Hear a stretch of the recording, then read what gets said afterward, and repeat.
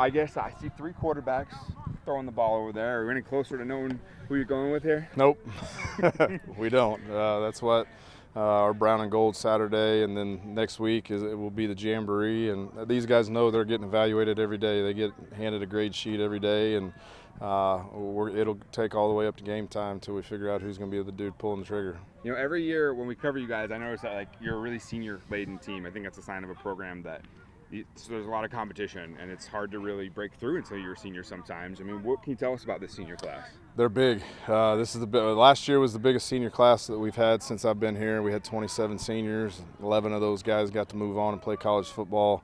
These guys are replacing them with another 31, and a lot of the same situations. A lot of these guys started out as JV football players for us, and they've stayed in our program and developed. And I think that means something for us that they stick around. And you know, that's kind of the MO right now with some young athletes.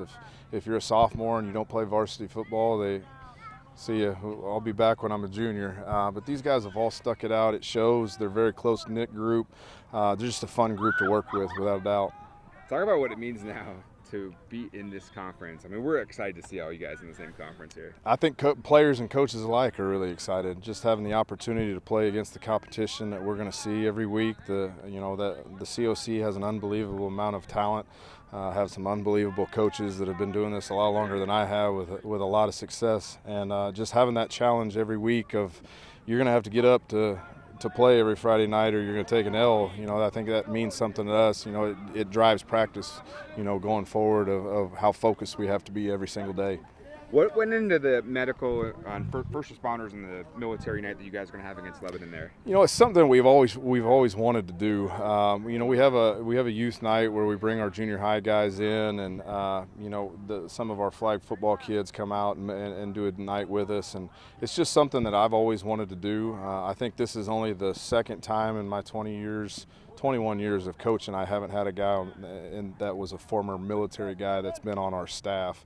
Those guys are special. You know, my brother-in-law is a highway patrolman. My father-in-law was a highway patrolman. We have a ton of respect for what those guys do, and just taking the opportunity to make a special night for them. I think it's going to be special for our players and for them alike. So we're really looking forward to it. And I know every game, you know, if we asked you last season about who your next opponent is, it's always about that one game. And I know you would never tell me there's any games off or anything. Yeah. But there really is none in this conference. Nope. How are you guys approaching, you know, this season knowing that it's going to be such a grind? Well, it drove our off season for sure. You know, ending with Joplin and then having to turn right back around and play them week 1. Coach Jasper does an awesome job with his program. He's got some guys that do a great job in the weight room. Their coaches do a good job. And then, like you said, it's the murder's row from there on out. It's just, you got to play great football every single week. There's no down weeks, which I think is going to pay dividends for everybody in our conference when we hit week 10 and playoff time. You know, what does it mean to match up against a Nixa in the conference and knowing that these are some teams that got a little bit further than you guys got last year, and that was your goal, and now you're going to measure yourself up against them right away. Yep. Iron sharpens iron, huh? Absolutely. It's that's hanging in our weight room without a doubt. To say it's not going to be a little weird, you know, having graduated from Nixa and stepping on that game field. Obviously, I didn't play there. I'm an old man. I played over there at the old junior high, but having a chance to go up against our alma mater and you know, I know what they've done. A lot of the coaches were there, you know, the Coach Brumleys of the world that have turned that into a monster athletic-wise. And then, you know, what Coach Perry's done there, it kind of speaks for itself. You know, his record, what he's done with that community and got them behind football is, you know, it's just going to be a great atmosphere. It's a matchup that I think everybody in Southwest Missouri has always wanted on a yearly basis, and now it's finally here. Who are some of the players maybe we haven't talked about yet that you're really going to be relying on this season? Our offensive line is going to be big for us. 4 of those guys are going to end up being 2- and 3-year starters for us.